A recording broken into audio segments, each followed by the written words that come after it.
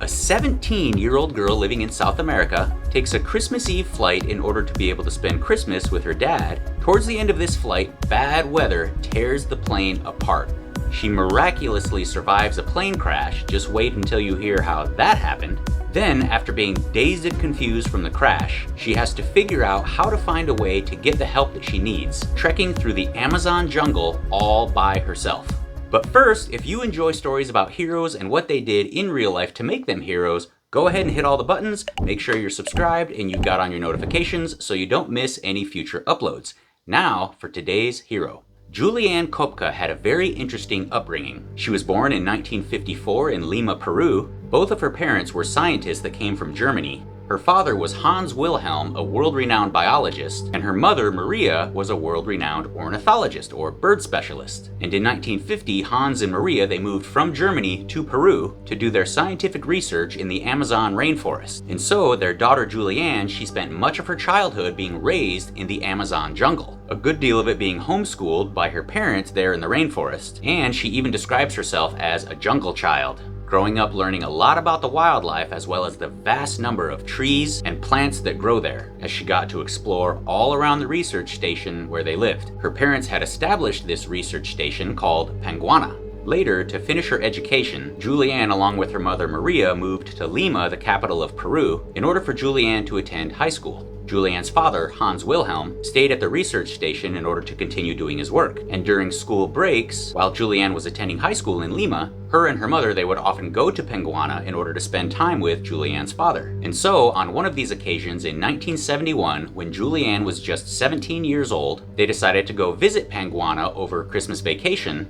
Maria, Juliane's mother, wanted to go back to the Amazon a few days ahead of Christmas. However, Juliane really wanted to be able to attend her senior prom as well as her graduation ceremony. And if they went earlier, as Maria wanted, then Juliane would miss these important occasions, for someone who is graduating high school. So Maria agreed that they could stay in Lima in order for Juliane to be able to attend her senior prom and her graduation ceremony. In doing so, this left them with just one option to get back to Panguana by Christmas. They would have to fly out from Lima on December 24th, so Christmas Eve, on Lanza Flight 508 from Lima to Pocapa. This flight would be on a turboprop airliner, the Lockheed L-188 Electra. Now, Hans Wilhelm, Juliane's father, he was familiar with this particular aircraft. He paid attention to the news, and this particular kind of aircraft had been on the news several times years earlier, and so he knew that the Lockheed L-188 Electra had a terrible reputation. Even though this particular aircraft was considered to be safe at this point of its service, over a decade earlier with the launch of this plane,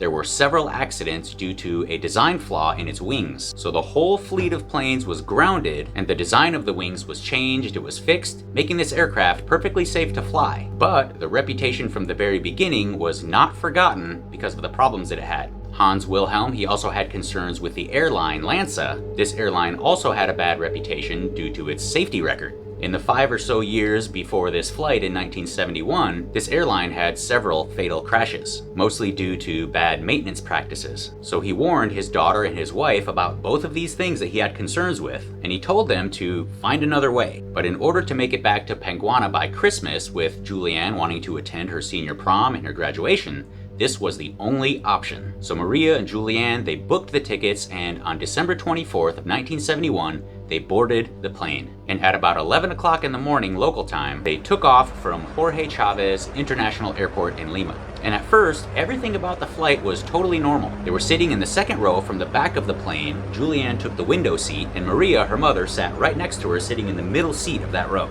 They sat there eating their sandwiches during the flight, looking out the window, gazing at the rainforest below. They were up cruising at 21,000 feet, and about 15 minutes or so before they were supposed to land, the sky suddenly turned black as they flew into a severe thunderstorm. The daytime seemed to turn into night in an instant, and lightning was now flashing around them in all directions. The plane started shaking violently because of the turbulence caused by the storm, and the people on the airplane gasped. The overhead storage bins, they opened up, and everyone's luggage and their wrapped Christmas presents started coming out and falling all over the place. The food trays that were given to the passengers were now flying through the air all over the cabin, and half-finished drinks were now spilling all over people's heads. So the passengers, they started screaming and crying. It was so terrifying. Juliane, she loved flying, so even though this was happening, she was still quite calm. However, her mother Maria, She was a nervous flyer. She murmurs to herself, "I hope this goes all right." Then all of a sudden there was a huge flash of white light over the wing and the plane suddenly goes into a nosedive. Right then Maria said in an eerily calm voice, "Now it's all over." Then from Juliane's perspective, all of the screams from the other passengers, as well as the loud roar from the airplane's engines, just seemed to vanish. Right then she realized she wasn't even in the plane anymore. She was actually outside the airplane in open air as if the plane just left her. She's still strapped to her seat on the bench, but the other two seats that were next to her, they were empty, likely because she was the only one in her row with her seatbelt on. What happened was the plane got struck by lightning. That's why it went into a nosedive, because the lightning strike started to damage the plane right away. Now, before you become afraid to take your next flight, don't worry. Modern commercial airplanes, they're designed for this. They get struck by lightning all the time and they're fine. But this older plane got so damaged that it just started to fall apart in midair. And when the plane was right around 10,000 feet, that's when Juliane's whole row, with her still fastened to it, they were ejected from the plane. So here she is, almost 2 miles high, falling towards the ground at over 100 miles an hour. And if you can imagine how a maple tree seed falls to the ground, as a kid I always called them helicopters because of the way that they spin. Well, this is exactly how Juliane was falling to the ground attached to that row of seats. Juliane was like the seed strapped to her seat, and the two empty seats that were next to her made her twirl through the air on the way down. And as she's falling, she has one thought. She looks down at the lush rainforest below and thinks to herself, the trees of the dense rainforest look like heads of broccoli. And right after she has this thought, she loses consciousness. Juliane doesn't remember anything that happened for the next 21 hours or so. But then she finally wakes up on the jungle floor at about 9 o'clock the next morning, so on Christmas Day now. And she knows this because her watch is still working. She sees that the jungle canopy is now above her, and she realizes that she must have woken up sometime before this, even though she doesn't remember, because her seatbelt had already been unbuckled. She can feel that her collarbone had been really badly broken, and she also has a couple of deep gashes, one in her right arm and one in her calf. But somehow she survived falling from the sky and was in pretty good condition, all things considered. And she also noticed as she was regaining consciousness that it was raining very heavily.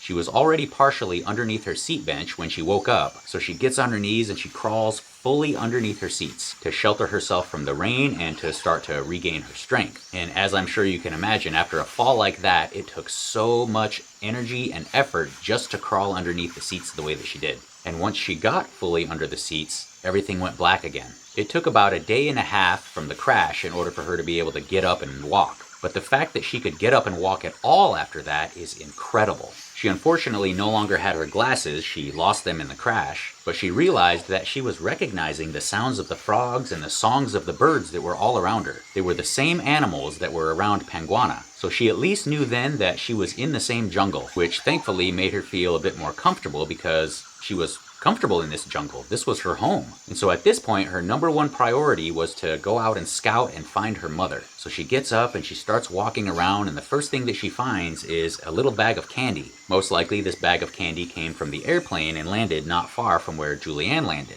As she went out walking around trying to find her mother, she made sure that she left a trail behind her because she knew how easy it was to get lost in the jungle. And she eventually found a river, so she started following the river. She had learned from her parents years earlier that a river will eventually lead you to civilization and you'll find people there. Her mind was still very foggy, having a bad concussion from the fall, but she remembered her dad teaching her that piranhas were only dangerous in the shallow water. And there wasn't really a riverbank to walk along, so she got to the middle of the river and floated down the current, hoping that this was going to eventually take her to people. 3 days go by, she still hasn't found her mother or any other passengers from the plane for that matter, but on the 4th day she hears a sound that she recognizes.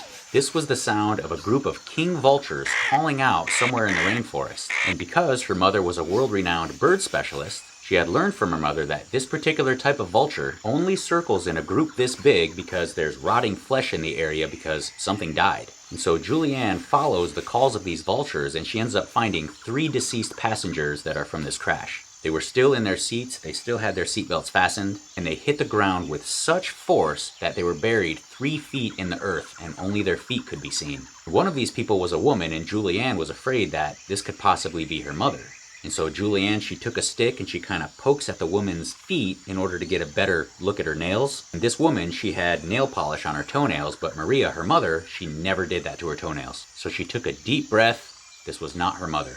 And while Juliane was on her journey, she could hear rescue planes flying all around looking for survivors. But the forest canopy was so thick that it kept her completely hidden from anyone trying to see her from the air. The gash that was on her right arm, it was now infested with maggots, which made the wound much more painful to deal with. She was sunburned, she was starving, and she was weak. The only thing she had to eat was that bag of candy that she found from the crash. So she was very careful to ration out this candy, only eating a couple of pieces per day, but thankfully she at least had lots of rainwater to drink.